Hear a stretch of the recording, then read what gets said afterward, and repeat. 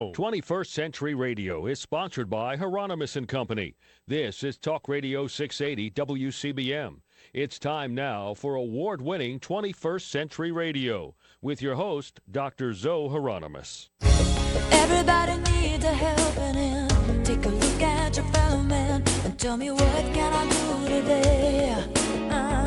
'Cause everybody needs a helping out. If that ain't what it's all about, tell me what can I do?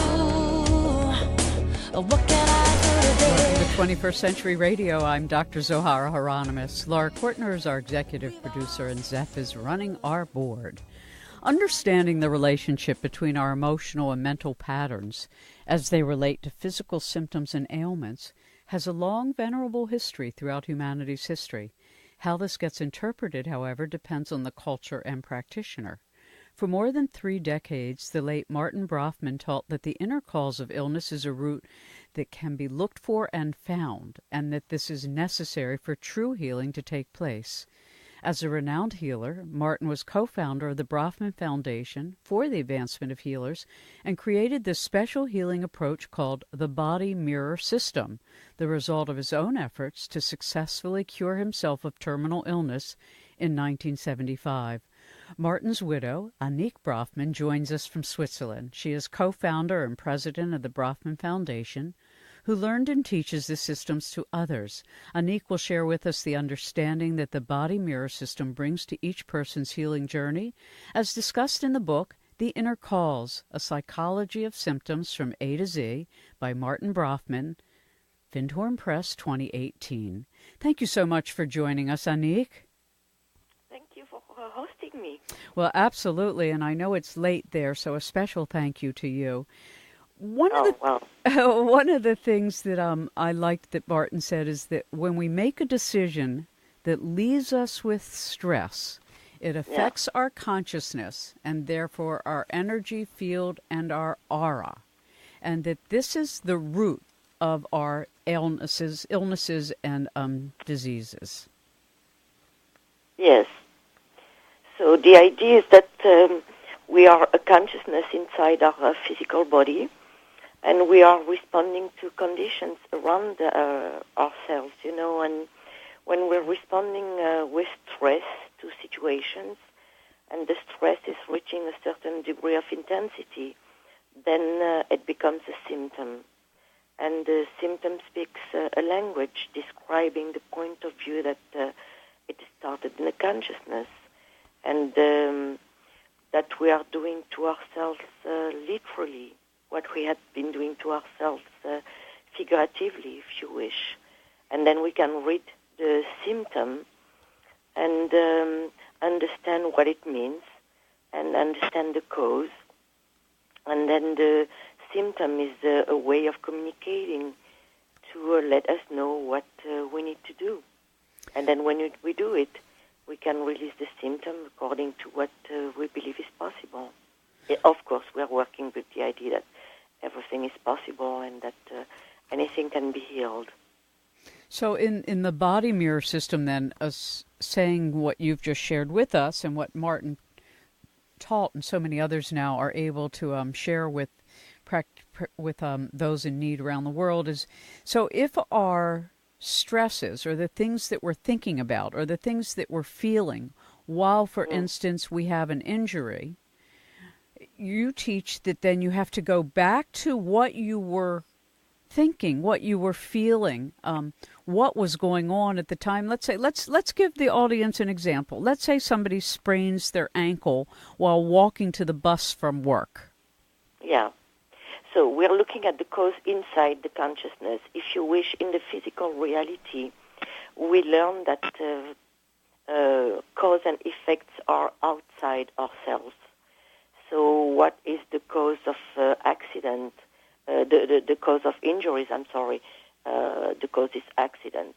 And what is the cause of illness? It's germs. And in the metaphysics, we say this is happening in the physical body only if you have the cause in your consciousness. If you don't have the cause in your consciousness, you can find yourself in a nest of germs and you will not get a symptom, or you can be in an accident and you will not get injured.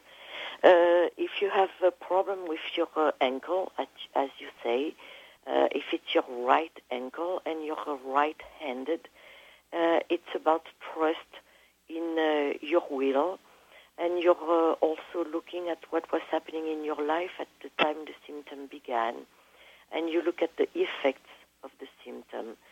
So it can be the person keeping themselves from standing on both their feet regarding their will, for example.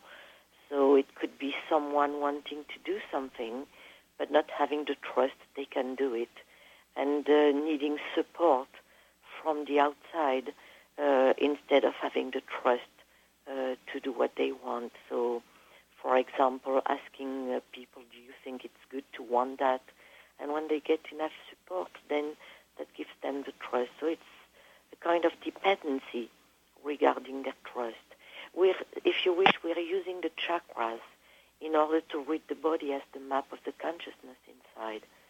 So the root chakra, which is controlling the legs, is about security and trust and survival. So that's how we can read the symptom and understand the cause in the consciousness. Yeah, and the chakra system, I mean, there's minor ones and then the major 7. And so the system of the body mirror system uses these 7 major hubs, energetic wheels as they are in the Sanskrit tradition or the Vedic tradition. And of course, this has been used for thousands of years in the Vedic tradition of healing. Yeah. But as Westerners, it's a little different because the interpretation is not necessarily based in the seasons or in the way in which a Vedic practitioner might do healing, but the chakras are really the lens through which anybody can look at their body. So, all right, so let's look at heart attacks and heart disease in general. It's an enormous problem in the United States of America. What does that tell us about our hearts? Well, everything having with the heart is about the heart chakra, of course, and your heart chakra is about your perceptions of love. So it's not about is the love there or not. It's about is it perceived or not. So when a person has a heart attack, for example, it's the perception of a lack of love and a sense of separation with somebody close to their heart. If we're talking about blood circulation, it's about the perception of how the love is circulating at home or with the people close to our heart. If we're talking about our relationship with air, for example, it's also related to the heart chakra. So with people with asthma, difficulty breathing, it's also about the difficulty to let in the air, let in the love. So if you have, sometimes, in a certain society, you have major symptoms, and then you have to look at the values of the society and how people are affected by the values. So maybe in some part of the society, business is more important than love, if you wish. And it's easy for people to be attached to a demonstration of love rather than feeling the love. We have all different ways of expressing our love, and the way it is expressed, sometimes it's perceived as a lack of love, in fact.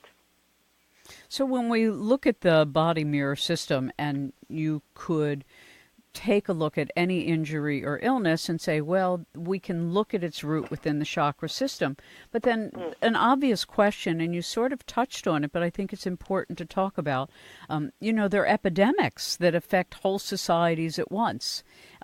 Even when you were speaking about asthma, and somebody listening might say, well, little children who have asthma, are they really having trouble having love, or is it the air is so bad and there's a genetic predisposition, meaning that there's more than just the personal experience? But what Martin was saying and what you teach is that whether or not there's a general condition or the flu. Why do some people get the flu and other people don't? And you're saying what you said to us earlier is, well, if you are predisposed to whatever that might mean, you'll get it and somebody else would. And somebody else will say, oh, no, come on, Annick and Zohara, it's because your immune system's better. But what you're saying is the immune system reflects how we deal with stress.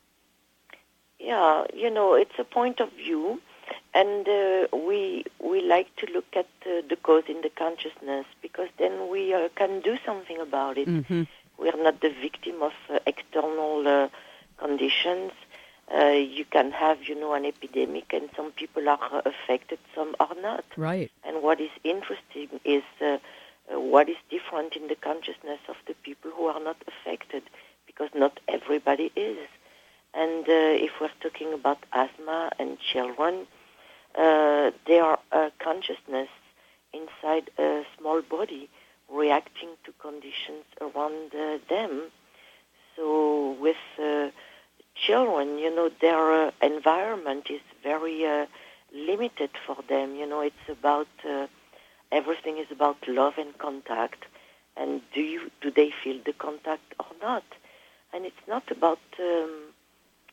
it's not about blame or guilt. It's just about understanding our consciousness and being able to change things from the inside. And if you wish, you can look at what was happening in your life when the symptom began. In fact, I had asthma when I was a teenager, and I was under very stressed conditions in my family. My brother and my parents wouldn't talk to each other, and I was in the middle of it and having the perception the love was not there. And it lasted for a year. And when the conditions changed in the family and they made peace, the asthma disappeared like that without doing anything. Mm-hmm. So, how wonderful. The children, they're very sensitive to the perception of love, So the other thing that you all show us with the body mirror system, just as I commented that Martin had said that when we make a decision that leaves us with stress, it affects our consciousness and therefore our energy field and our aura. And then he says, but if we make a different decision, this can affect and change what we experience, allowing us to let go of the symptom by knowing the inner cause. So again, you're saying, so let's say, somebody has a particular ailment, eczema. That's a good one because so many people suffer from it. You would look back to what was happening in your life at the time that the symptoms began to show themselves? Yeah, because that's what is important is when the person, when we receive somebody for a healing, for example, and the people say we want to heal this symptom and this symptom, let's say eczema, we tell them, here what it means in your consciousness. Eczema is about suppressed anger, and it's creating some kind of distance with people. It's like not if the eczema is on the entire body, it's also affecting intimate contact. So it's sensitivity at the level of the solar plexus chakra and creating distance. The emotion is anger. Anger is suppressed. So we're telling the person, look at what was happening in your life when the symptom began. And then the person can look at the conditions and say, yeah, I was angry and not expressing the anger. And when they can make the connection between what was happening in their life and the symptom starting, then it's easier for them to see it started in their consciousness.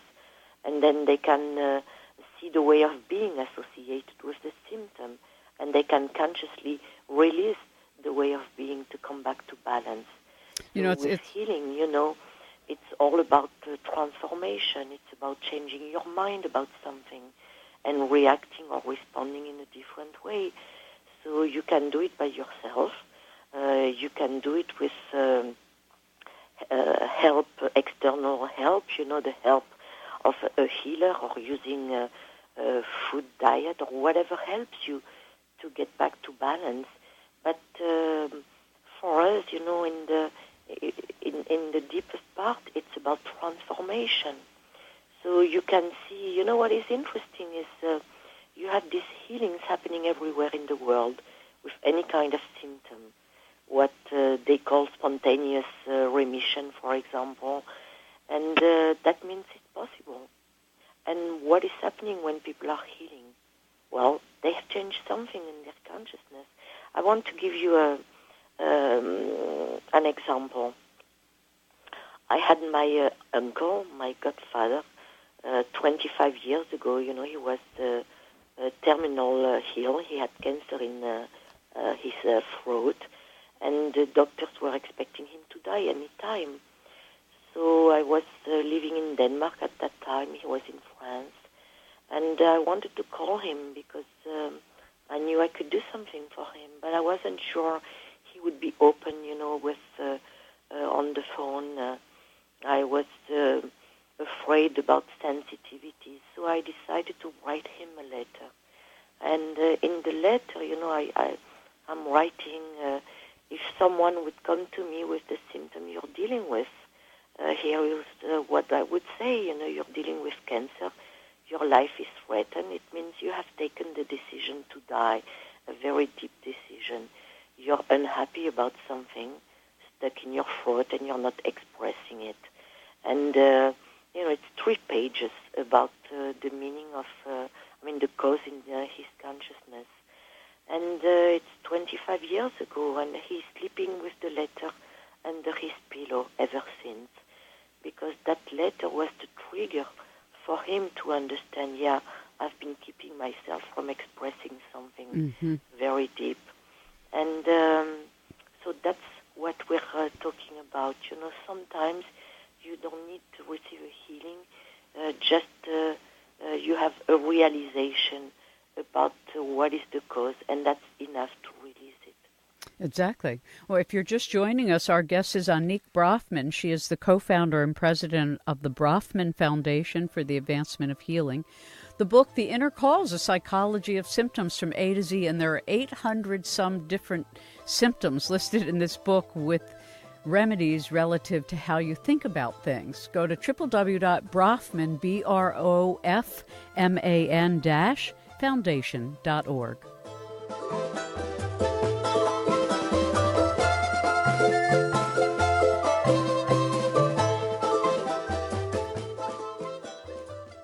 Hello, this is Dr. Anders Nilsson of Stanford University, and I have recently written a book called The Gentle Way of the Heart, Discover the Light Within. And you have been listening to the 21st Century Radio with Dr. Zohara, Hieronimus. Welcome back to 21st Century Radio. Our guest is Annick Brofman. She joins us this evening from Switzerland. She's co-founder and president of the Brofman Foundation for the Advancement of Healing. Beautiful book by Findhorn Press, a 2018 release, The Inner Cause, A Psychology of Symptoms from A to Z. And learn more online at www.brofman, BROFMAN-foundation.org. So, Annick, coming back to this issue of our consciousness having so much to do with how we experience the world, and then how we engage the world also then shows up as either health or symptoms of ailments or illness. And I think it's interesting when we look at these bigger ones that so many of us experience, like the need for glasses. So I was looking up eyesight in general. What do you have to say about that?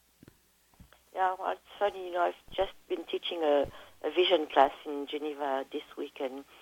So with eyesight, we're looking at consciousness also.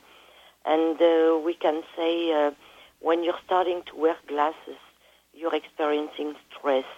So there is something, if you describe it from the point of view that it's starting in your consciousness, you have to say, instead of saying I cannot see, you would have to say I'm keeping myself from seeing something, or there is something that is not easy for me to see. And you're looking at what was happening in your life when the symptom began.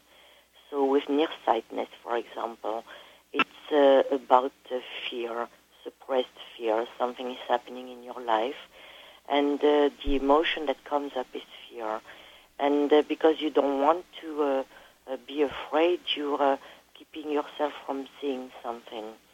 And what you need to do is feel the emotion, let go of the emotion, and then seeing what you've been avoiding seeing. So I had a friend of mine, for example, one day came back from school earlier than scheduled, and he found his mom with another man than his dad. And he remembered he was 8, and he remembered that he started wearing glasses right after this event. So you can imagine this little boy, seeing that scene and not wanting to see it because otherwise his world is collapsing. So it's about losing sight of what is true for you, losing sight of yourself. With farsightedness, you're seeing more easily what is far away and not easily what is close to yourself. And the emotion that is suppressed is anger. You're giving to others more importance than you're giving to yourself.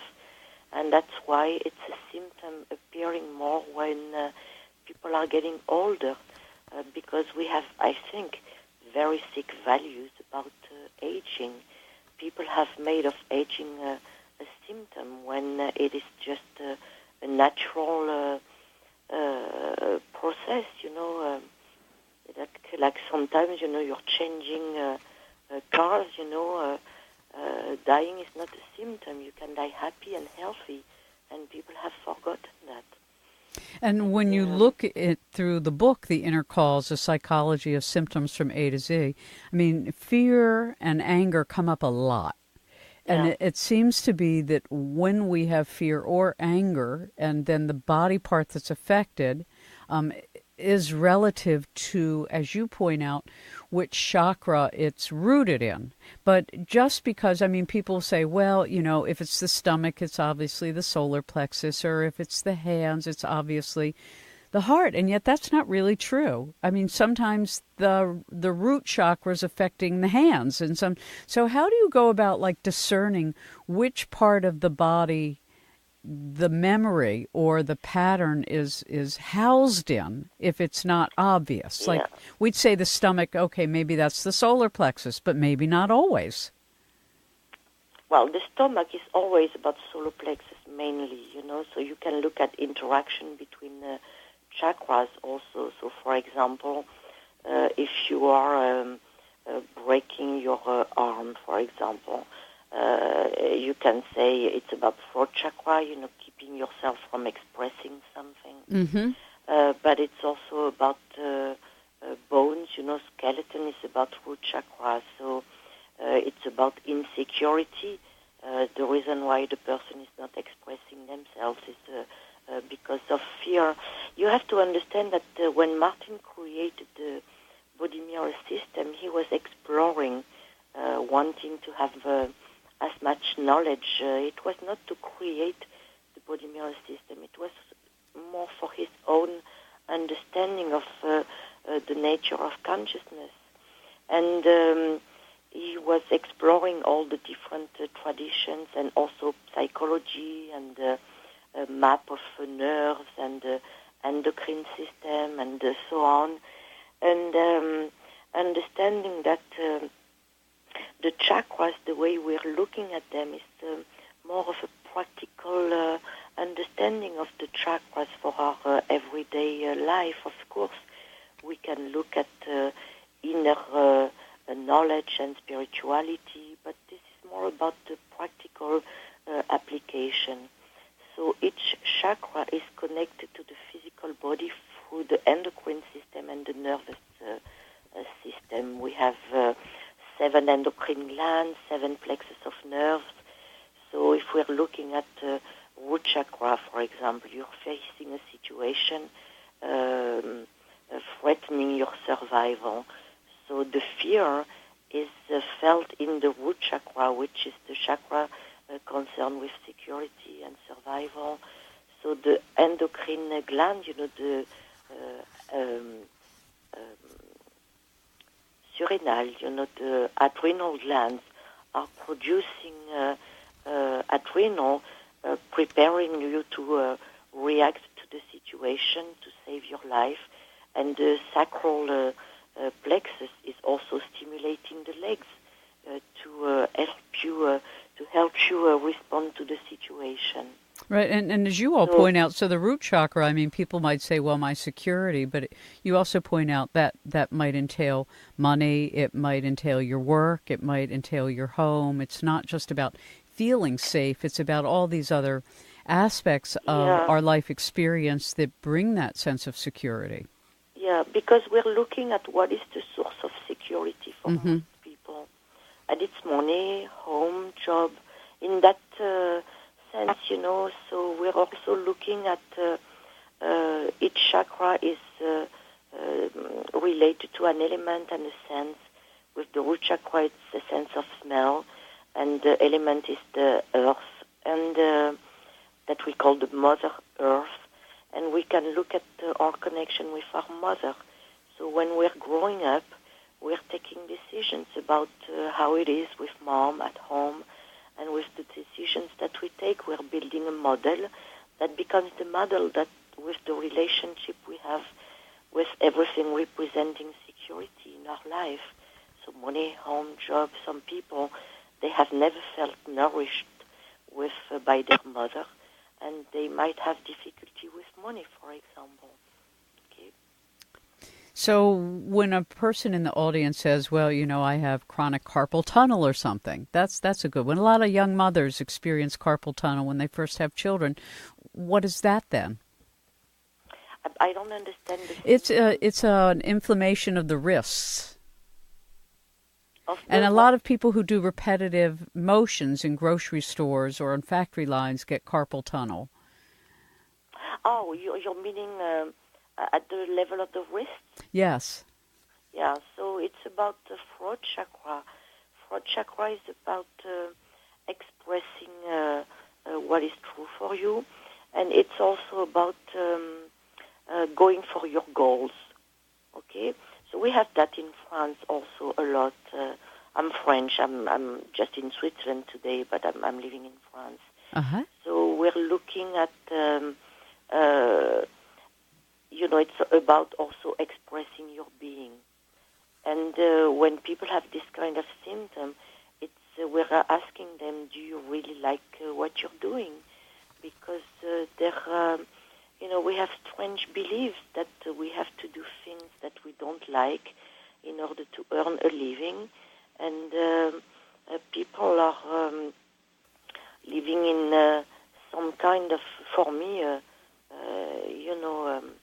at the effect of beliefs that are shared by the society, when in fact you can express your being and allow yourself to earn a living with what you like to do. But for some people, it's just science fiction to think in that way, Well, it's so interesting because it's just about allowing yourself to express your being, and it seems that so many of, when I look through some of these 800 some symptoms and what they might mean, it looks like so many of them have to do with expressing who we are. That we seem to struggle with expressing who we are. Even people who are very vocal aren't necessarily showing their real feelings. They might just be talking a lot or yelling a lot or something, but that doesn't mean that they're any better. In the United States, you have something about anger. Like it is seen as something negative, a bad emotion. For me, it's more about the interaction with people. Suppressed anger is very much about solar plexus and control and everything. Mm-hmm. And people, when they're thinking about anger, they are thinking about blame. And for us, it's about expressing a feeling. When you're putting the blame outside yourself, right, you're saying you're doing something wrong. That's control. And it's more about I don't like when you do that. And you're entitled to express when you're not happy about what somebody else is doing. So it's like it's relating in a different way with people. You know, it's okay to say when you're not happy, and it's the way you're expressing it. If you're putting the blame outside, of course, you know, people don't like to be blamed, but you can understand when somebody is not happy about something you're doing. Well, you have a choice. You're free.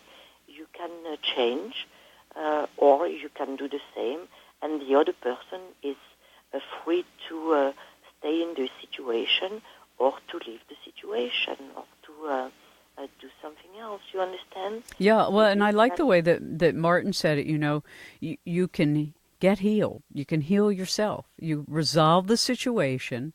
You change your mind. You release the tension. And then you have a new experience. And, of course, there are all kinds of methodologies available therapeutically for finding what the source is of one's emotional patterns and therefore the energetic patterns that then, of course, manifest in physical ailment and disease. It's such an interesting way of looking at how much each of us can do to improve our lives and how we can help our children or our grandchildren or coworkers improve their lives by really being compassionate when somebody's suffering. It's not just like, oh, you're suffering, what can we do to fix you? It's, you're suffering, is there something you can find in your own life, you know, that corresponded with the beginnings of this? I mean, it's not to say, you know, people say, well, that makes it seem like everybody who's sick caused their illness and therefore they should feel guilty. And as you're pointing out, it's not about guilt. It's not about blame. It's simply an opportunity. And I've always looked at illness as the way the body heals itself. I mean, I have experienced chronic illness in my lifetime and have had anger issues and all these kinds of things and fear issues like every other human. And as you point out, it's coming to terms with our inner nature and being honest with what it is we need. I think, and particularly for a lot of people, it's very hard to express what they need. And it seems that when you look through all these different ailments, so much of it has to do with being clear about what it is we feel and what it is that we need to communicate. If you're just joining us, Annick Brofman is with us, a beautiful book. It's entitled The Inner Cause, A Psychology of Symptoms from A to Z, and you can learn more at www.brofman, Brofman-foundation.org.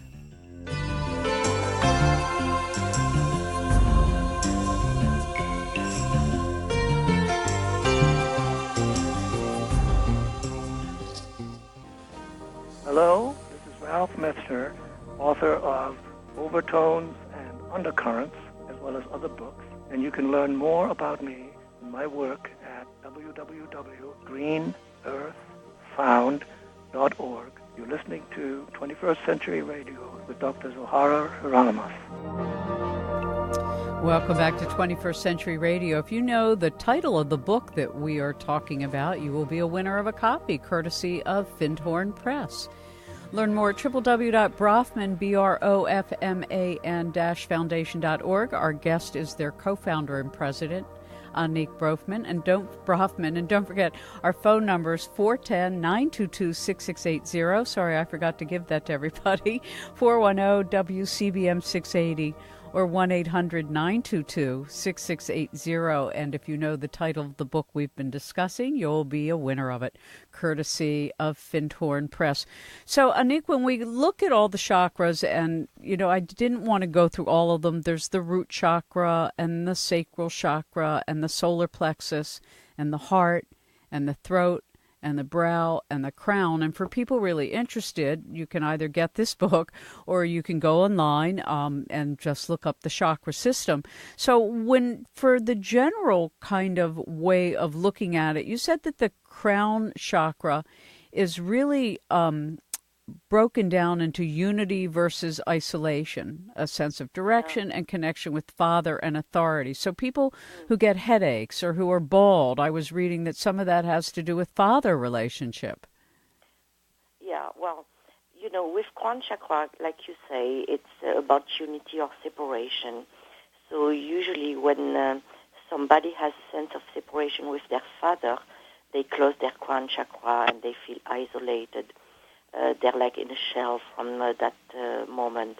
With headache, it's about crown chakra and feeling isolated. It might be about the sense of separation with their father, but it can be about a sense of separation with anybody that counts, you know. But it's more than a sense of separation that we would talk about at the level of the heart chakra.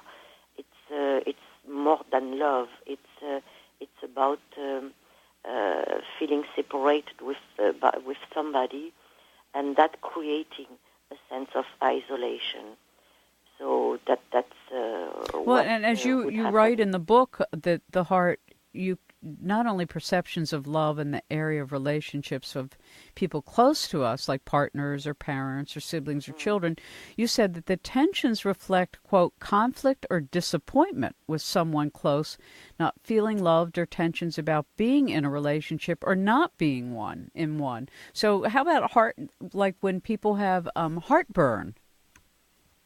Yeah, so, well, when we're talking about burning, for example, we're also talking about anger, you know, because we're looking at the metaphor of burning. So burning at the level of the heart would be anger, you know, about a situation, keeping the person from feeling the love. So that's the interpretation, and it's with somebody close to the heart, you know. We don't get sick because of something that doesn't touch our heart.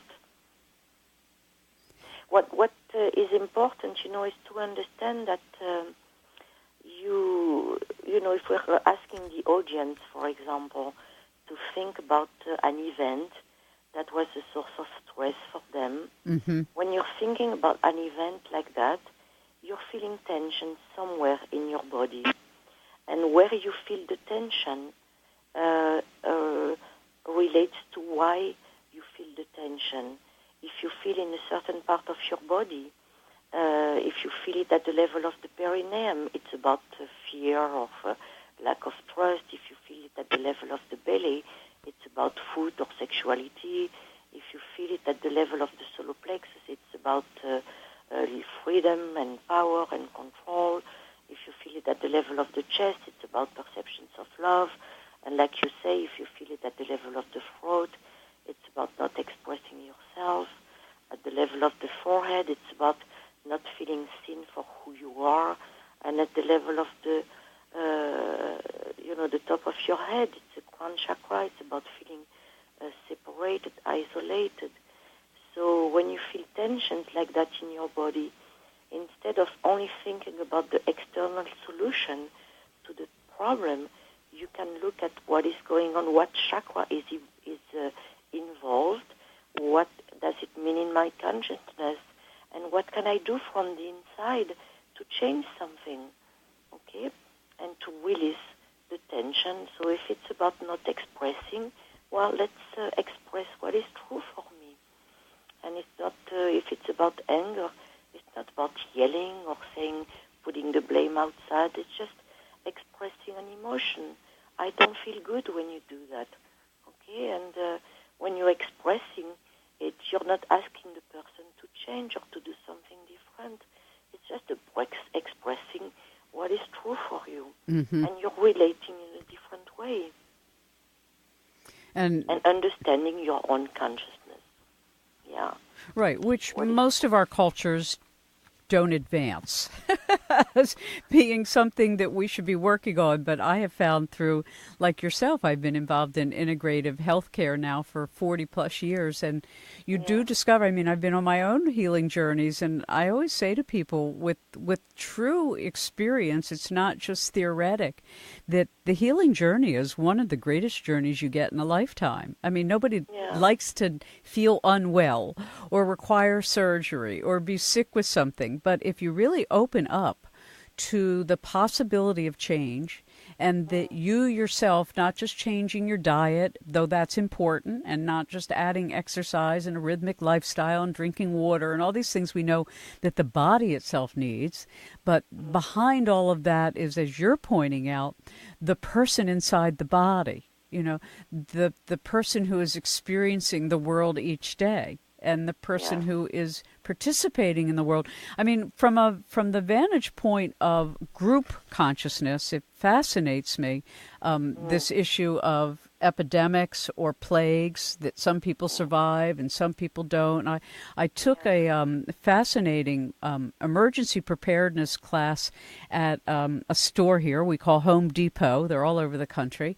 And a young man who was teaching it had been in Haiti and in other places in Africa that were war-torn at the time when he was in Africa. And he was saying how he had to walk everywhere he went, and all he carried with him was a towel and a hat and his good faith in the Lord. And people were asking him, well, how did you survive? And he said, everywhere I went, I drank the water that I could find. And people he'd meet along the way say, don't drink that water, it will kill you, it's polluted, and da-da-da-da.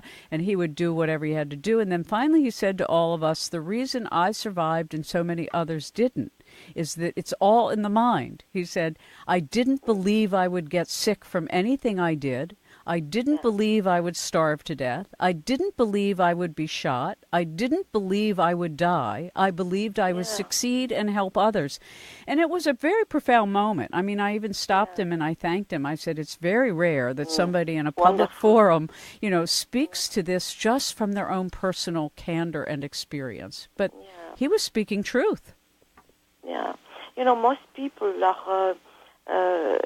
feeling limited by the physical reality. Mm-hmm. When we're talking about looking at the consciousness and the cause inside the consciousness, for me it's about, being aware of something that is beyond physical reality. We are not limited by physical reality. We are a consciousness inside the physical body. Right. And most people are feeling limited by the physical reality. So we don't disobey physical reality. It's more of, if you wish, a spiritual point of view, but it's nothing to do with religion. It's about taking responsibility for ourselves and seeing ourselves as the creator of our life instead of a victim of life, and with this understanding, having the power to change and do something different. And then you can look at this point of view and look very, very, very deeply inside. You have many, many levels. So, for example, in the physical reality, fire burns. Everybody knows this one, okay? But some people are walking on fire without burning their feet. Does it mean that fire doesn't burn? No, fire burns. But it means that people are able to change their perceptions and their beliefs about fire in order to not be at the effect of physical laws. We can do that, and we can experience a deeper, we can experience ourselves in a deeper way, take responsibility, and do things that we thought was just impossible. We are unlimited. Everybody that has come on this planet, every evolved being say the same. We create our reality. We are unlimited, and we can choose to believe that and experience it. Mm-hmm. It's not something that only evolved people can do. We are all equals. We all have the same capacity, abilities, and it's just about looking at that. So if we're talking about the book, it's just about understanding yourself, so you can look at, okay, I'm experiencing that symptom. Let's see what it means in my consciousness. And the question is, does it talk to you or does it not talk to you? If it talks to you, then do something. Mm-hmm. So as you point out in your book, and we did have a winner of the Inner Cause, A Psychology of Symptoms from A to Z. It's a Findhorn 2018 release. So going back to where we started in the beginning. So for any of us, when we have an ailment, whether it's a short-term symptom or a long-term one, we can ask ourselves, firstly, when did we notice it beginning? What was going on in my life at the time? What was I feeling or thinking? And how can I change those thoughts and feelings now? And some of us with chronic illness, we might have recurring patterns that come over and over, and all of mine are autoimmune, which is always anger and insecurity. And it's like, people go, but you're not an angry person. I go, well, I must have one big fire inside. So, you know, sometimes people misinterpret anger as only people who rage and yell and scream. But in fact, some of us have bigger anger who don't yell and rage and scream. Yeah.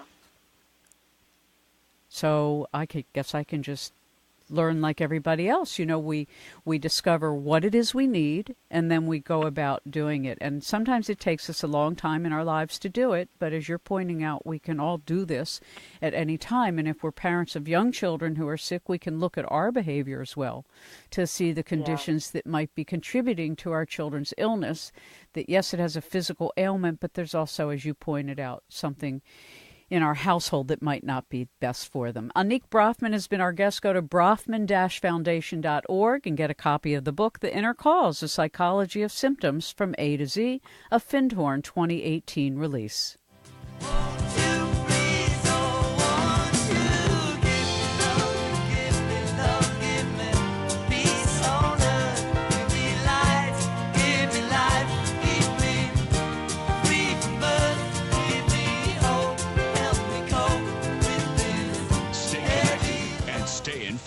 On the #1 news talk station, Talk Radio 680, WCBM, Baltimore, and WCBM.com.